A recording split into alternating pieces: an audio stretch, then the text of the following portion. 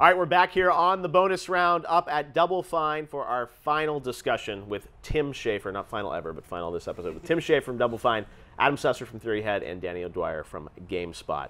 This week we are going to talk about a subject that I know is close to your heart, Tim, building new games, new worlds, new franchises, which you do a lot of here, versus the sequelitis that we see sort of, and again, this holiday season, same thing, where it's like we've got a new Call of Duty, we've got a new Assassin's Creed, we've got a new Far Cry. Another costume quest. Another costume quest, exactly. Another escape. I know. Oh my God. Now you're going into the world of sequels. So let me start with you, Danny, with this, because you know there's great new games coming out, like a No Man's Sky and things like that people get excited about. But do you think do sequels get a bad rap sometimes from people? Because I know there are lots of games that, even though they're sequels, they're doing a lot of new, innovative things. It's another Assassin's Creed. That's a great franchise that can completely switch time periods and whatnot, and they can keep it fresh. I'd say one of the better designed franchises, I think, that can be repeatable but very different. But do franchises still get a bad rap from gamers? I think there's an appreciation now, perhaps this year more than ever before, that a franchise doesn't necessarily mean that you have to hold on to the same hooks that previous games have. Like, AAA's having a real tight squeeze at the moment, and the name on the box can really help you out at retail. So when you look at games like look at the Far Cry series, like the first Far Cry game, and then look at the second Far Cry game. They're almost completely different. They're both first-person shooters, but mechanically they couldn't be any different. And then 3, again, from 2 is a massive departure. I don't think anyone's going to mind that 4 is very similar. That's just like, it's almost like it's the first sequel.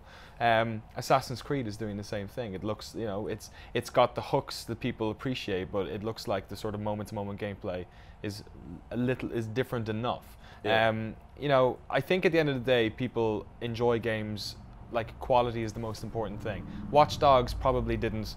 The problem with some new IP is that then they have to play catch up, where it's series that, we talk about games like Mass Effect, they came to be the sort of the best version of themselves in their sequels. So I think that there is an appreciation within sort of gaming that, like, the first one, it's exciting to have a new IP, but it's not the be all and end all, and that there can be good sequels. But then, it's a good thing Call of Duty is doing something, drastically different, or we hope drastically different, because that was just getting a little bit ridiculous.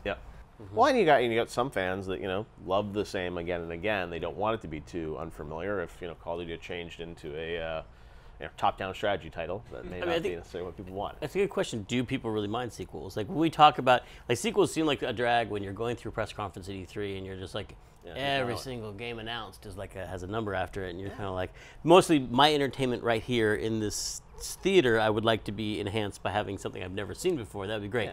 But people still obviously love those games because they go out and buy them. Oh, and the public, I think that's the thing, is that the critics especially are more sort of discerning about that, where it's like, oh, it's another game. Whereas like consumers at home, it's like they're excited. I think we have a Pavlovian response. We have it for quick time events. We have it where we're like, blanket. Okay, sequels are bad. That's just it's another third-person space action game. That's how all this discussion is going to go forward.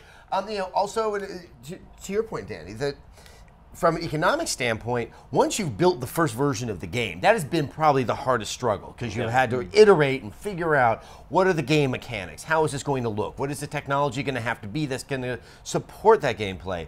Now what you get with the sequel is all the creative, because you've gone through that fight on that foundation, and that's why, for the most part, most second things with a 2 next to it tend to be a lot more interesting, because you have a refinement of what sort of was interesting about the first one, the first time over. I think, and I will disagree a little bit on Assassins. I think it's a highly flexible and plastic concept, and that's great. But similar to Call of Duty, the yearly iteration, which I know will bring in a lot of revenue, because they're so strong and they're so reliable.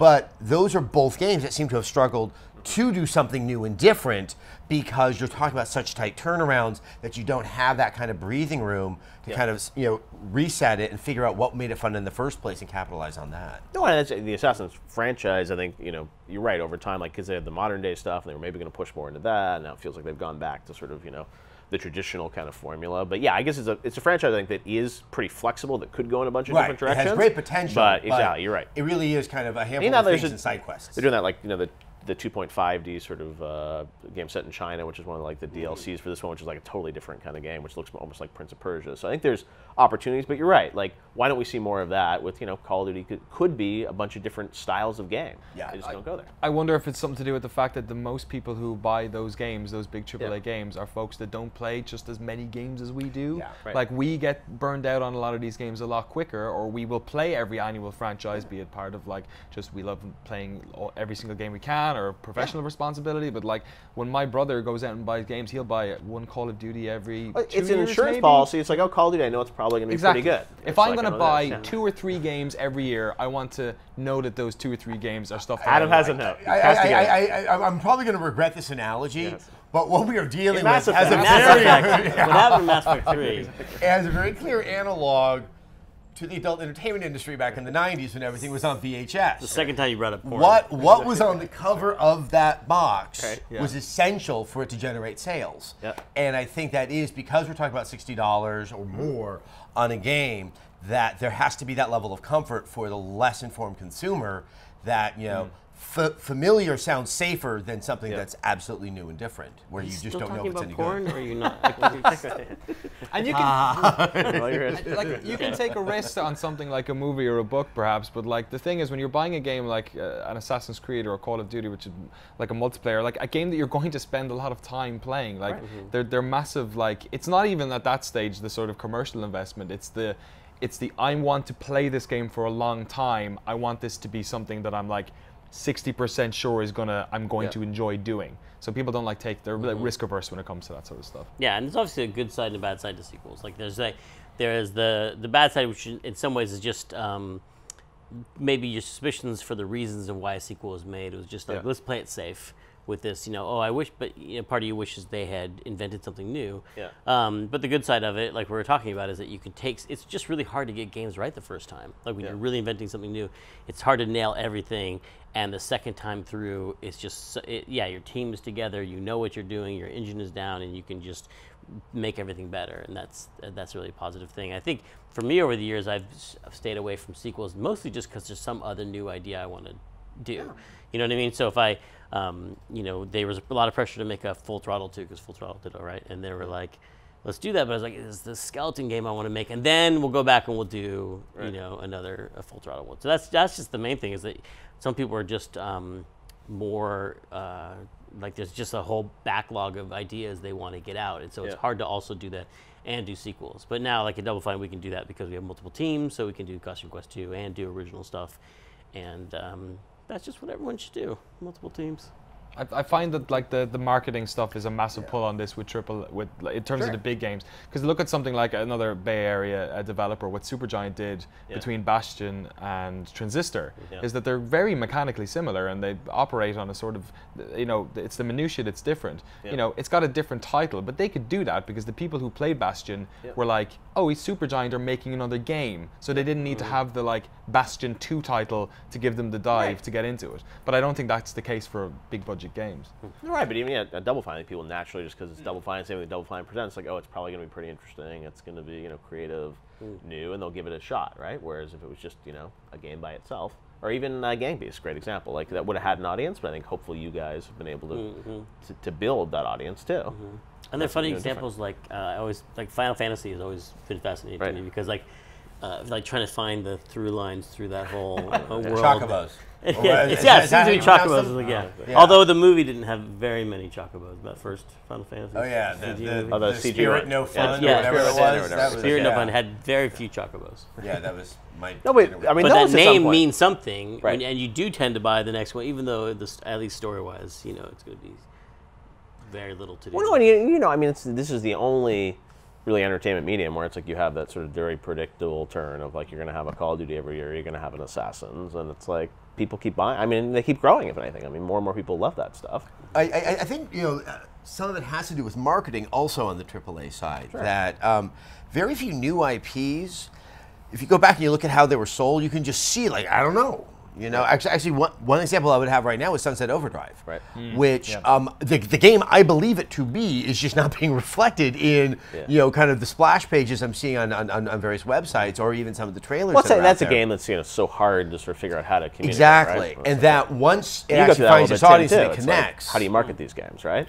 Yeah. Wait, is that game you're not going to be running around shooting at the? No, you are. Okay, good. Yeah, that's what I've been seeing.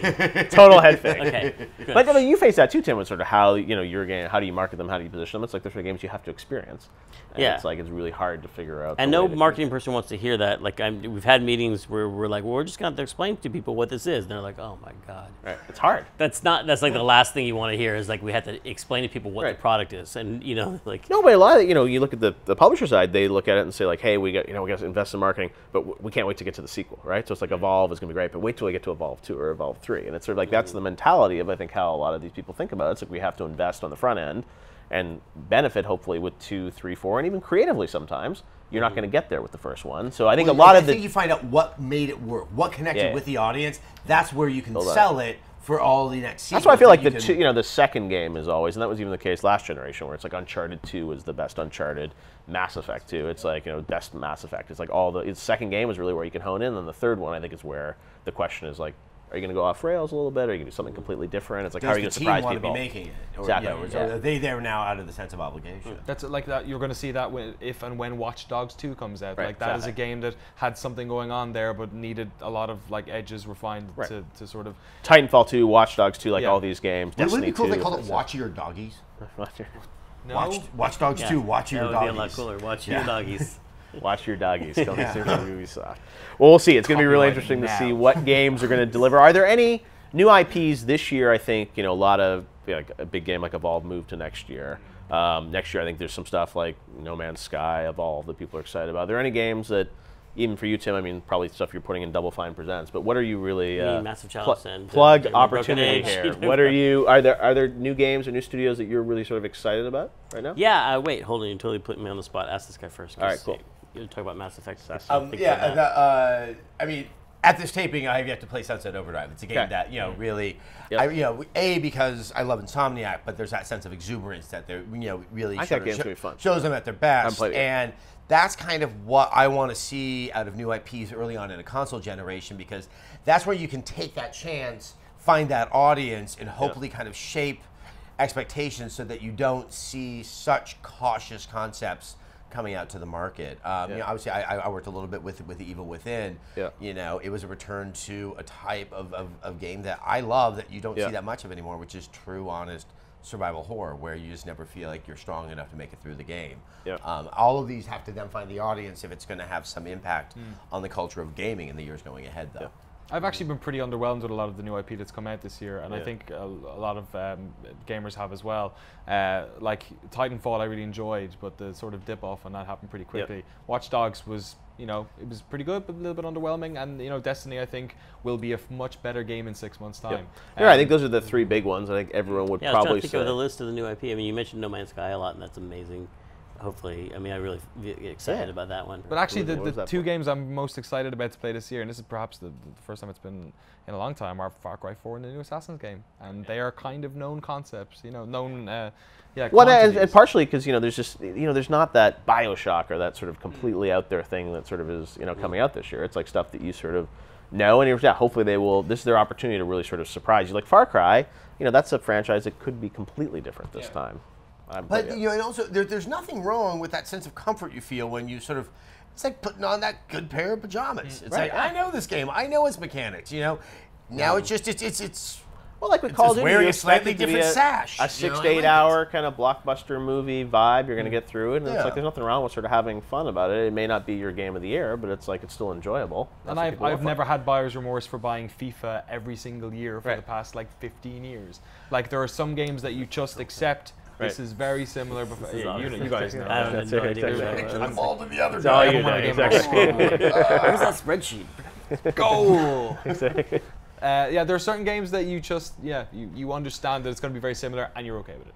Yeah, I think that's an important thing to remember. Yes, it's not going to be game of the Almost year, your turn. and that not all things have to be game of the year for it to be, found to be of value. I think sometimes that, especially when I was on the press, and it happens there, is you talk in such remarkable extremes that it's either the thing that's going to change all of gaming and that we're never going to stop talking about it, or it's completely forgettable. That there's a lot of fun to be had in that middle section where it's just a good time. No, and also, there's games that will grow in that middle section and become sort of those bigger games. And there's something like a No Man's Sky that comes out of nowhere and gets people excited. Evolve, I think, had a lot of buzz, but I think it built over the years. More people played it. And that's what's actually exciting, I think, to me, is when you see these games which sort of, no one knows what they are, and they just start having great showings. And people are like, these things it's really fun to play. But then, as you said, Danny, you reached that point where I think this year a lot of stuff got almost overhyped. And people wanted it to be more than it was. And those are all those games you mentioned, I think the sequels, which I assume they will do for all three of those, will hopefully fix a lot of those things. Yeah, and then that's all right. And meanwhile, like almost everything in the indie game community is an original IP. Right. Every single time, and there's so many no license, right? The Terminator game for these two. It doesn't happen. But just and just next year playing there's a whole list of like Donut County and Lovers from a Dangerous Space Time and a whole ton of games like that are all just sometimes new genres you've never played before, push me, pull you, and just all sorts of crazy stuff that I don't think they're going to then make a AAA version of any of those games, probably. No, it doesn't need to be, and it's also they can be short session, fun games on not a lot of money. But I think those are more driven from someone who has I have this creative idea I want to express, and now I'm done, and now I want to express a new creative idea, and that's where those come from. That's why those are so different. I think one of the things that they might benefit from that maybe we could have less of on the AAA side is from the makers of a Scapegoat, because you have all these incredibly original IPs, and you're trying to parse what you might actually like. That I think for a lot of consumers, it doesn't need to have a number after it, but that sense of connection, like, hey, if I liked that game from 2 years ago that was so fun and quirky, I love to know other things that might hang out with that game, or were made by the same creative team. See what 2015 is going to bring. More from Double Fine, we know though, and Broken Age. Soon. I just finished the writing on that. It'll be done really soon. Done when it's done. Very soon. When it's done. Done as soon as it's super awesome. All right. Well, thanks for inviting us into Double Fine, Tim. Hey, thanks for coming. Great to see you. Anytime. Adam, Danny, thanks for coming on. We will see you guys next time for more bonus round right here on GT. Thanks for watching.